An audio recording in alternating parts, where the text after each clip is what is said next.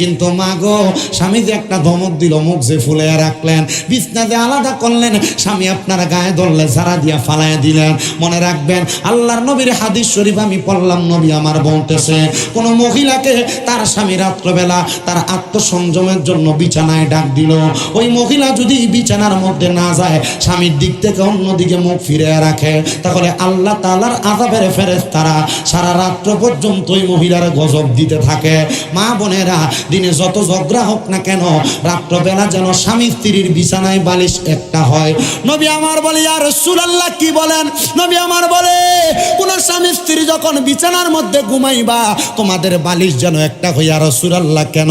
নবীজি বলতেছেন, স্বামী স্ত্রী যত লাইগা থাকবে, একজন আরেকজনের সংস্পর্শে থাকবে, আল্লাহ তাআলার অঢেল পরিমাণ রহমত, মানে তাদের মাঝে যত ফাঁকা জায়গা থাকবে না, এই রহমত দিয়া ওই জায়গাগুলো আল্লাহ ফুরাইয়া দিব। জবান খুলে জোরে জোরে কন্যা সুবহানাল্লাহ।